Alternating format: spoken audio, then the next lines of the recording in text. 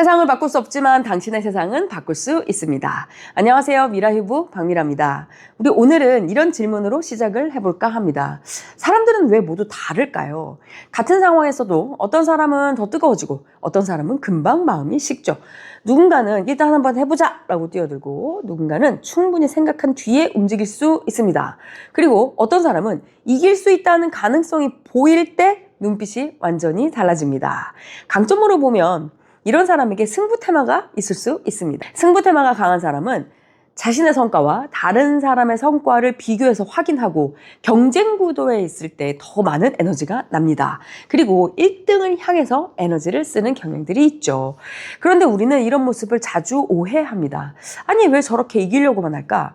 지는 것도 조금 배워야지. 2등해도 괜찮아. 시작했으면 끝까지 해야지. 물론 틀린 말 아니죠. 하지만 승부 테마가 상위에 있는 사람에게는 이런 말이 오히려 불편하거나 상처가 될 수 있습니다.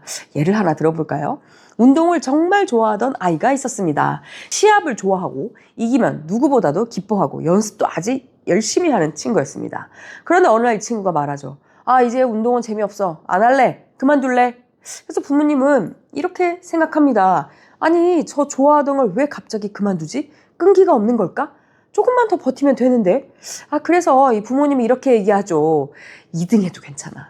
지는 것도 배워야 돼. 아니, 칼을 뽑았으면 무라도 썰어야지. 그런데 이 아이의 마음은 전혀 다른 곳에 있을 수 있습니다. 어쩌면 이 아이는 이미 이렇게 느끼고 있을 수 있어요. 이제 여기서는 내가 1등 할 수 없을 것 같다. 그죠? 승부 테마가 강한 아이에게 운동은 단순한 활동이 아닐 수 있습니다. 경쟁하고 앞서고 결과를 확인하는 과정 그 자체가 중요한 동력이 됩니다. 그래서 가능성이 보일 때는 누구보다 몰입할 수 있어요. 하지만 아무리 해도 이길 수 없다고 느끼는 순간 그 활동의 의미가 급격히 사라질 수 있습니다. 이때 아이를 쉽게 포기하는 아이, 끈기가 없는 아이로 규정하시면 안 됩니다. 이것은 이 아이에게 너무 상처고요. 너무 오래 남을 수 있습니다. 억지로 계속하게 했을 때 겉으로 버티더라도 다른 방식의 부작용이 나타날 수도 있겠죠. 그래서 필요한 것은 무조건 버티게 하는 것이 아닙니다. 다른 1등 할 수 있는 자리를 찾아주는 것이죠. 운동 안에서도 방법은 다를 수 있죠. 단체 종목보다는 개인 종목이 더 맞을 수 있고 스피드보다는 기술이 더 중요한 종목에서 두각을 나타낼 수 있습니다.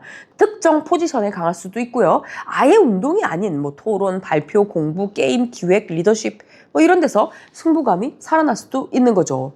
부모님들이 해야 할 질문은 넌 왜 이걸 끝까지 못하니? 가 아니고요. 너 다시 어디에서 1등 해보고 싶어? 이런 이야기를 하는 것이 좋을 것 같습니다. 이런 이야기는요, 회사에서도 비슷하게 나타납니다.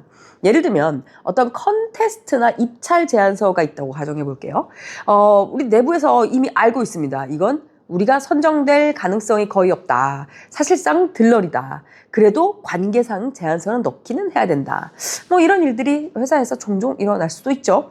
이럴 때 어떤 사람은 이렇게 생각할 수 있습니다. 일단은 업무니까요. 그냥 하면 되죠. 형식에 맞춰서 제출하면 되는 거니까요. 어려운 일 아닙니다. 하지만 승부 테마가 강한 사람들에게는 다를 수 있어요. 이 사람들에게는 이 제안서가 단순한 문서가 아니라 경기입니다.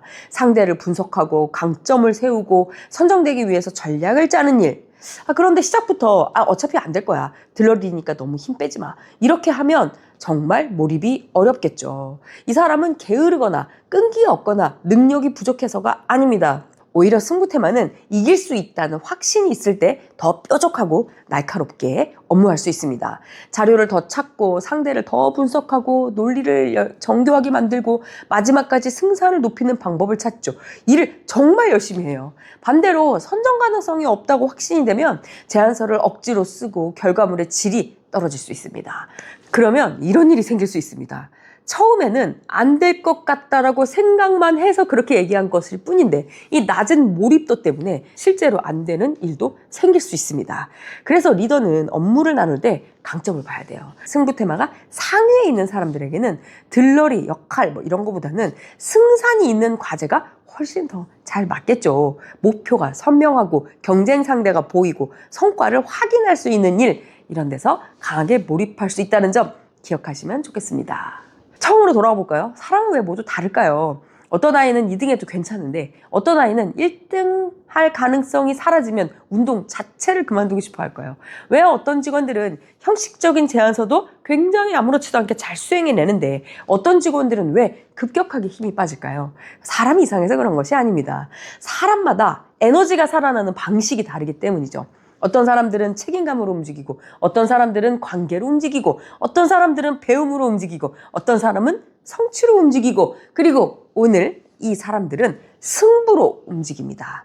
강점을 모르면 행동만 보고 이렇게 판단하죠. 아, 왜 저래? 아니, 왜 끝까지 못해? 아니면 왜 저렇게 경쟁적이야? 하지만 강점을 알면 질문이 달라집니다. 이 사람은 무엇에서 살아나지? 어떤 환경에서 최고의 힘을 쓰지?